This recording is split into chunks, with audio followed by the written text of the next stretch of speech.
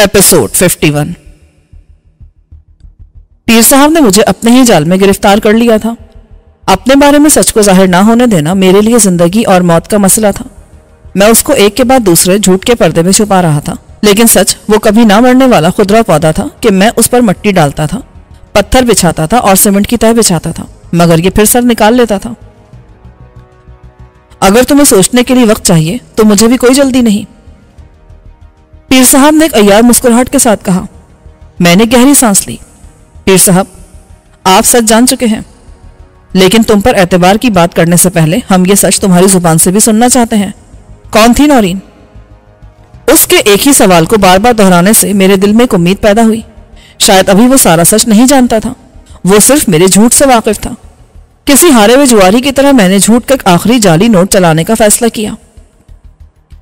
नौरीन मेरी बीवी थी, मेरा मतलब है होने वाली। वैसे हमारी शादी नामुमकिन थी, हम कत्ल कर दिए जाते। हमने फरार होने का फैसला किया और हम कामयाब हो गए थे कि एक हादसे ने हमसे वो मुस्तकबिल छीन लिया जिसके ख्वाबों की ताबीर हमें अपनी दस्तरस में नजर आने लगी थी। नौरीन तुम्हें खावर के नाम से जानती थी? मैंने आहिस्ता से इकरार में गर्दन हिला दी। उसे बता दिया गया था कि नौरीन से मैंने क्या कहा था। हम उस पुल पर थे, एक पिकअप वाले ने हमें लिफ्ट दी थी, तो पिकअप बेकाबू हो गई और नहर के पुल की रेलिंग तोड़ के पानी में गिर गई। मुझे रेशम ने निकाल लिया। मैं बहता हुआ जा रहा था और वो किसी काम से नहर पर गई थी। मुझे उसने होश में आने पर यही बताया। बाबा रहीम बख्श नेक और रहमदिल आदमी था। लोगों ने गलत समझा। उसने मुझे रेशम के लिए मुंतखब नहीं किया था, ना ही रेशम के और मेरे दरमियान कोई ऐसी वैसी बात थी। उसे भी बहुत हमदर्दी थी मुझसे। उन्होंने मुझे पनाह दी। फिर उनके साथ एतमाद का रिश्ता कायम हो गया। रहीम बख्श को बेटी की फिक्र थी कि वो ना रहा तो रेशम अकेली कैसे रहेगी। उसकी थोड़ी सी जमीन थी, वो भी महफूज ना रहती। यह हो सकता है कि रहीम बख्श ने मुस्तकबिल में मुझसे उम्मीद बांध ली हो कि मैं साथ रहूंगा तो शायद वक्त के साथ नौरीन को भूल जाऊंगा, रेशम को अपना लूंगा। उसका यूं सोचना गलत भी ना था, ताहम मेरे या रेशम के दिल में ऐसा कोई ख्याल ना था। अपने बारे में तुम कह सकते हो, रेशम के दिल का हाल हम कैसे जान सकते थे? मैं कुछ देर खामोश रहा। अकबर हर सूरत में रेशम को हासिल करना चाहता था। मेरी मौजूदगी वो कैसे बर्दाश्त करता? उसने बाबा रहीम को मरवा दिया, इस यकीन के साथ कि कत्ल के जुर्म में मेरे सिवा और कोई पकड़ा नहीं जा सकता। मैंने रिश्वत चलाई, लेकिन ये रिश्वत नहीं, किसी और की मदद थी कि मैं बच गया। मुझे ऐसा लगता है। बाबा रहीम बख्श भी हमारा मुरीद था।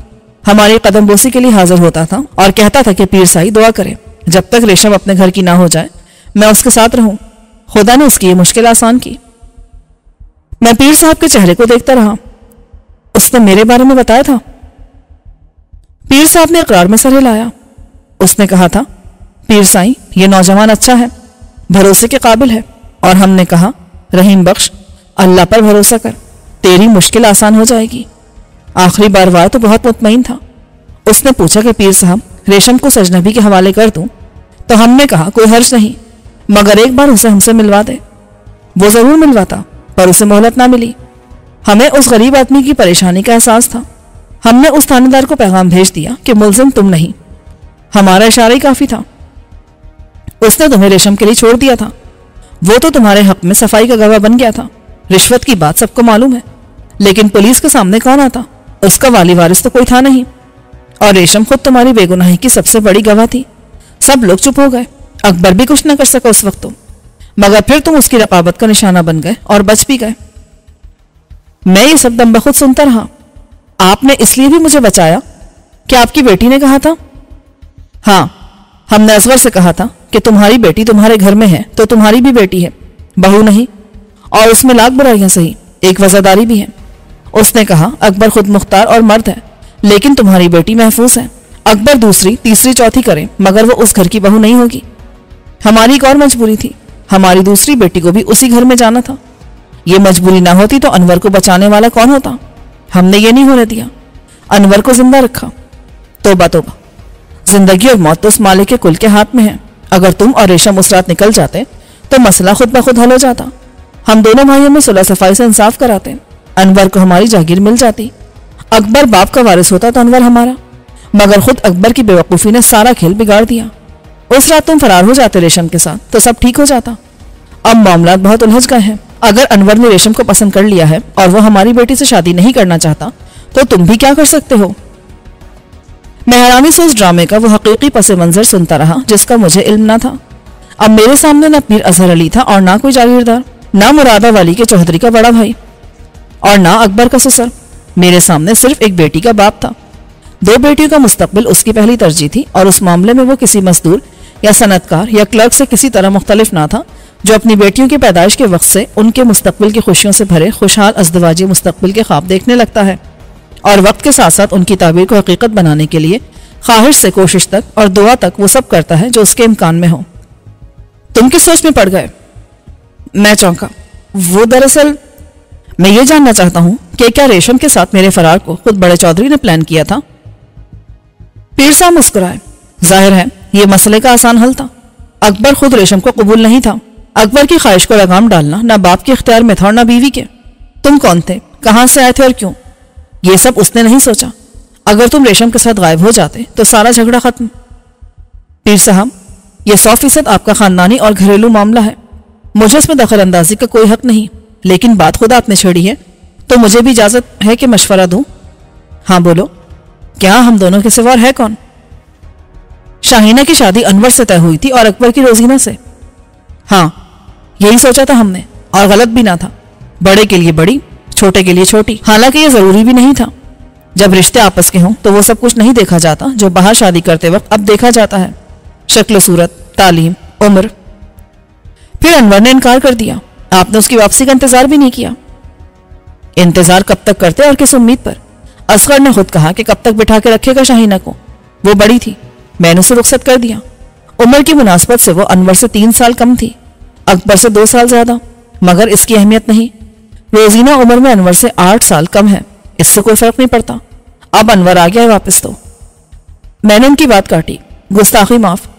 मैंने ये भी सुना है कि रोजीना भी अनवर से शादी नहीं करना चाहती, वो किसी और को पसंद करती है। पीर साहब की आंखों में कुछ जलाल की सुर्खी आई। ये कौन कहता है और कौन है वो? उसने धाड़ कर कहा, ये छोड़िए, अगर ये सच है, ये झूठ हो या सच गैर अहम है। यहां लड़कियां खुद अपने बार पसंद नहीं करती, जो फैसला माँ बाप करते हैं वही आखिरी होता है। पीर साहब ने अपनी आवाज की गरज पर काबू पा लिया और थोड़ा सा पानी पिया। आप नाराज ना हो, आप मुझसे मदद चाहते हैं और मैं भी चाहता हूं कि आपकी मदद करूं। मेरे लिए आप सिर्फ बेटी के बाप हैं और बेटी का मुस्तकबिल आपके लिए बाकी सब मामला से ज्यादा अहम है। ऐसी सूरत में कि वो दोनों इस शादी पर राजी नहीं और जबरदस्ती की सूरत में खुश कोई नहीं होगा, वो नाखुशी के साथ जिंदगी भर साथ रहने पर मजबूर होंगे, तो क्या आपको उससे खुशी हासिल होगी? तुम बहुत शहरी बातें करते हो, किताबों और फिल्मों वाली। वहां भी अमली जिंदगी यही है, एक मर्द और औरत मिलकर घर और खानदान को चलाते हैं। फिल्मों और कहानियों वाले रोमांस कहाँ देखे तुमने? शादी से पहले की मोहब्बत और इश्क वगैरह उस उम्र की बीमारियां होती हैं जैसे खसरा बचपन की बीमारी है। मैंने पीर साहब से पूछा, अब आप ये चाहते हैं कि मैं रेशम के साथ निकल चलूं क्योंकि उसका और अनवर का शादी का कोई इरादा नहीं? हाँ, तमाम मसाइल का ये आसान हल है, तुम्हारे लिए भी। तुम रेशम को साथ लेके निकल जाओ कहीं भी। शायद अब ये मुमकिन नहीं रहा, रेशम इनकार कर देगी। यहां वो महफूज है, अकबर से उसे कोई खतरा नहीं रहा। वो बेवकूफ अगर ऐसा समझती है और तुम ये काम ना कर सके तो फिर हमें करना पड़ेगा, खुशी से ना सही जबरदस्ती सही। अभी अपनी मंजिल का इंतखाब वो खुद कर सकती है, फिर हम करेंगे। और वो एक ही है, दूसरी दुनिया। मैंने तलखी से कहा। पीर साहब ने कोई जवाब नहीं दिया। फिर उन्होंने घड़ी देखी। हमारी हाजिरी का वक्त हो रहा है, तुम सोच लो। पीर साहब, नौरीन कहाँ है? मैं उससे मिलना चाहता हूं। जिसे तुम नौरीन समझते हो वो फातिमा है, देख लो जाओ उसे। नहीं, वो नौरीन ही है, आप मालूम करो उसके बारे में। उसके बाप से पूछे, अगर वो इसी इलाके के रहने वाले हैं तो ये बात सबको मालूम होगी कि वो फातिमा है। ये मालूम हो जाएगा, मगर वो तुम्हारी बीवी नौरीन नहीं है। पीर साहब के जाने के बाद मुझे हर तरफ से चलने वाली ख्यालात की आंधी ने घेर लिया। मैं कोशिश करने से पहले जानता था कि कोशिश का अंजाम क्या होगा। अब रेशम का जवाब यही होगा कि मुझे मर जाना कबूल है, अनवर को छोड़ना नहीं। और खुद अनवर का फौरी रद्दअमल क्या होगा? वो पीर साहब के चैलेंज को कबूल कर लेगा। वो एक दिन भी जाए किए बगैर रेशम से शादी कर लेगा और फिर पीर साहब को चैलेंज देगा कि अब रेशम मेरी हिफाजती तहवील में है, हिम्मत है तो कुछ करके दिखाओ। क्या ये बात पीर साहब की अकल में नहीं आई और उन्होंने कैसे फर्ज कर लिया कि रेशम नहीं होगी तो अनवर हंसी खुशी रोजीना से शादी कर लेगा? रोजीना पर उनका बस चलता था, अनवर खुद मुख्तार था और हालात ने उसे हरीफ बना के सामने खड़ा कर दिया था। मेरी रिहाई की यही शर्त बन रही थी, चनाचे मैंने पीर साहब से झूठ बोल दिया था कि अनवर को रेशम से शादी करने का कोई इरादा नहीं। रेशम अपनी जिंदगी दांव पर लगाना चाहती है तो ये उसकी जिंदगी है। रेशम को अब मेरी परवाह नहीं तो मुझे क्यों हो? पीर साहब उसे कत्ल कराए या रेशम अपने महबूब से कहे कि वो उसकी खातिर पीर साहब को मार डाले, मैं क्यों सोचूं? खुद निकल जाऊं। अभी ये वादा चलेगा कि मैं रेशम के साथ निकलूंगा। मैं उठकर टहलने लगा, लेकिन अब फिर मैं अकेला कैसे जा सकता हूं? अगर वो नौरीन है, और शक की कौन सी बात है कि वो नौरीन है? नजर की गवाही की बात नहीं, मेरा दिल गवाही देता है। मुझे यकीन है कि वो जिंदा होगी तो यही मिलेगी। वो ज्यादा दूर कैसे जा सकती थी? यह हो सकता है जैसे रेशम ने मुझे बचा लिया था, उसे भी किसी ने डूबने ना दिया हो। हादसा तो हादसा होता है। अगर उसके नतीजे में वो अपनी याददाश्त खो बैठी और अब सबके कहने से खुद को फातिमा समझने लगी है तो उसका क्या कसूर है? ये मालूम किया जा सकता है कि जो खुद को उसका बाप कहता है वो सचमुच उसका बाप है या नौरीन को नहर से निकालने के बाद वो उसे बाप की तरह पाल रहा है। अगर ऐसा ही हुआ तो ये एक अलग मसला था। क्या वो जो बाप बना हुआ है अपनी फातिमा को मेरे हवाले कर देगा, मेरे साथ जाने देगा? वो नौरीन है या रजिया या कोई और, खुद उसकी गवाही नहीं तो फिर किसकी गवाही मानी जाएगी? माँ बाप, बहन भाई, मोहल्लेदार और मैं कौन? खुद मेरी शनाख्त और गवाही गैर मुसद्दिका। यहाँ कौन है अनवर के सिवा अगर वो कहेगा कि हाँ ये मलिक सलीम अख्तर है। नौरीन के लिए मैं खावर था और फातिमा से भी मैंने यही कहा था। क्या पीर साहब को यह नहीं बताया गया होगा कि यह बंदा खुद को फातिमा के सामने खावर कह रहा था? और खावर हो या मलिक सलीम, नौरीन या फातिमा का कौन? शौहर है तो दिखाए निकाहनामा। फातिमा मानती खुद को नौरीन और मुझे शौहर तो कोई झगड़ा ही खड़ा ना होता। लेकिन ऐसा कौन है जो फातिमा को या नौरीन को मेरे साथ जाने देगा? उसके बाद आखिरी सवाल ये कि ना रेशम मेरे साथ जाएगी और ना फातिमा, तो मैं कहाँ जाऊंगा और क्यों? बेशक ये मेरी मंजिल नहीं थी, एक हादसा था जिसने मुझे मुरादा वाली पहुंचा दिया था और शायद नौरीन को ऐसे ही किसी करीब के गांव में। अब मैं अकेला चल पड़ूं। अनवर ने मुझे हिफाजत का और आसूदगी का एक साइबान फराहम कर रखा है। यहाँ रुककर मैं उस वक्त का इंतजार कर सकता हूँ जब किसी इलाज या कुदरत के मुआवजे से फातिमा की याददाश्त वापस आ जाए और वो कहे कि हाँ मैं नौरीन हूँ और मुझे उस शख्स के साथ जाना है जो खावर से मलिक सलीम अख्तर बन गया है, जैसे मैं नौरीन से फातिमा बन गई। और तब तक मुझे इंतजार करना चाहिए। पीर साहब का मोहरा बनने का क्या फायदा? मैं वो सब नहीं कर सकता जो वो चाहते हैं। आसान ये होगा कि मैं पीर साहब से इकरार करूं और वापस जाकर अनवर को बता दूं। फिर अनवर होगा पीर साहब के मुकाबिल तो मैं उसके साथ। अभी अनवर और रेशम के इश्क को झुटला के मैंने अपना रास्ता खुला रखा था। पीर साहब हरगिज इजाजत नहीं देंगे कि मैं नौरीन के साथ जाऊं। ये एक नई परेशानी थी। अगर वो नौरीन ही थी तो मैंने उसकी जिंदगी खतरे में डाल दी थी। आज के बाद उसका कोई सुराग ना मिलेगा। वो दरगाह पर नजर नहीं आएगी, इस गांव में नजर नहीं आएगी जहां उसकी परवरिश की जिम्मेदारी उठाने वाला ये बाप रहता था। पीर साहब ने एक रियायत मुझे भी दी थी और रेशम को भी। अगर हम मुरादाबादी से हमेशा के लिए रुखसत हो जाएं तो महफूज रहने के लिए सारी दुनिया में हम जहां चाहे चले जाएं, रास्ते खुले हैं। लेकिन यहाँ रेशम की वजह से रोजीना का रिश्ता खतरे में पड़ जाए, ये नामुमकिन है। ना रोजीना किसी और के बारे में सोच सकती है और ना अनवर को सोचना चाहिए। मेरा वादा एक लाइफलाइन बन गया था। रेशम को और मुझे जिंदा रहने की इजाजत मिल गई थी। बाद के हालात के बारे में पीर साहब का एतमाद उनकी खुशफहमी साबित होता है या नहीं, उसका फैसला वक्त करेगा। यह हो सकता था कि जब रेशम चली जाए तो अनवर उसे यूं भूल जाए जैसे वो अपने नजरियात और ख्यालात को भूल गया था। रही रोजीना, यह भी अच्छा हुआ कि सुनी सुनाई की बुनियाद पर मैंने पीर साहब के सामने उसके मामूजात का हवाला नहीं दिया जिससे रोजीना शादी की ख्वाहिशमंद थी। मेरे मुंह से उसका नाम निकल जाता तो उसके डेथ वारंट जारी हो जाते। क्या पता आज ही उसकी जिंदगी की आखिरी रात होती। मालूम नहीं वो कौन था। ये तय करने के बाद कि जैसे भी हो मैं रेशम को साथ लेकर मुरादाबादी से निकल जाऊंगा, मैंने वक्ती तौर पर रिहाई की जमानत पाली थी। मैं पीर साहब से कहूंगा कि मुझे राहदारी फराहम की जाए, बाहिफाजत निकाल दिया जाए। मुरादाबादी पहुंच गया तो मैं सारी सूरत हाल अनवर के सामने रख दूंगा और फिर उससे कहूंगा कि अपने तमाम वसाइल इस्तेमाल करके फातिमा का सुराग लगाए। बड़ी आसानी से मालूम किया जा सकता है कि नहर से किसी लड़की को निकाला गया था तो वो कौन थी और उसे किसने निकाला था। अगर फातिमा मिल जाती है तो किसी को वजाहत देने की जरूरत नहीं। अनवर के बंदे से उठा लाएं। उसकी याददाश्त में नौरीन को वापस लाने का मरहला बाद का होगा। मेरा ख्याल था अब मैं कैद में नहीं हूँ। सिरहाने की तरफ वाली खिड़की खोल के देखने से भी ये खुशफहमी दूर नहीं हुई। उधर किसी हवेली जैसे घर का बैकयार्ड था। गाय भैंसे बंधी हुई थी, बुर्गियों के दड़पे थे और धोए गए कपड़े सूख रहे थे। दरमियान में चारपाई डाले एक औरत हुक्का पी रही थी। वो मोटी, ताजी और अधेड़ उम्र थी। उसने मर्दों की तरह तैबंद भी लपेट रखा था और वो किसी सोच में गुम थी। उस हिस्से के आखिर में 8 फुट ऊंची दीवार थी जिस पर शीशे के टुकड़े लगे थे। दीवार से आगे काफी दूर तक खेत थे। चंद मकान फरलांग भर दूर दिखाई दे रहे थे। मैंने खिड़की खुली रहने दी। बहुत मोटी चौखट में मेरी उंगली से भी मोटी फौलादी सलाखें नस्ब थी। उधर से ना कोई फरार हो सकता था और ना चोर अंदर आ सकता था। दूसरी तरफ एक ही दरवाजा था जिससे पीर साहब क़िबला नाजिल हुए थे। मैंने दरवाजा खोला तो बिल्कुल सामने खड़े मुहाफिज मुरीद ने अपनी राइफल उठा ली। हुक्म करो जनाब।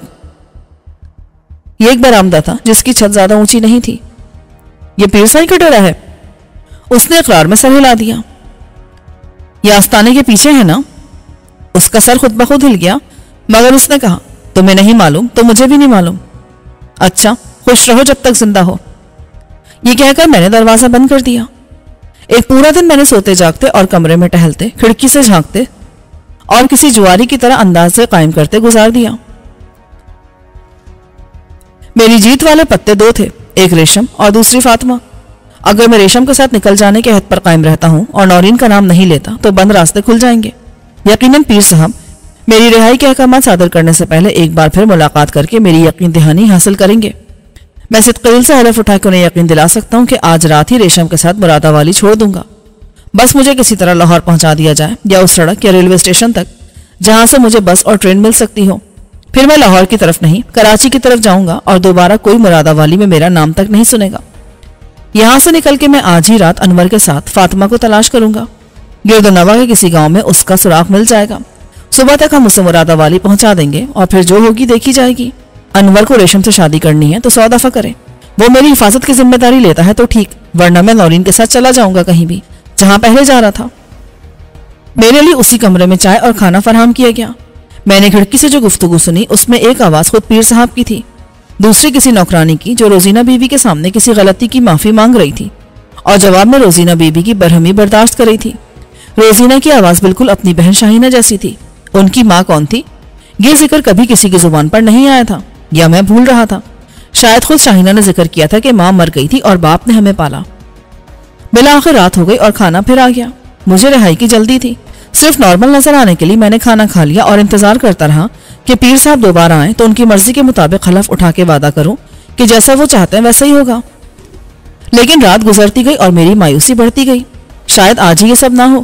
पीर साहब क़िबला को कोई जल्दी नहीं, वो मुझे मजीद 1-2 दिन रख सकते हैं मेरी नीयत और इरादे को यकीन की कसौटी पर परखने के लिए, या मुझे रिहा करने से पहले इस बात को यकीनी बनाने के लिए कि वो बुढ़ा अपनी बेटी फातिमा पर सवार आसेब के साथ उस इलाके से दफा हो जाए, इससे पहले कि फातिमा अपनी बदकिस्मती से नौरीन साबित हो।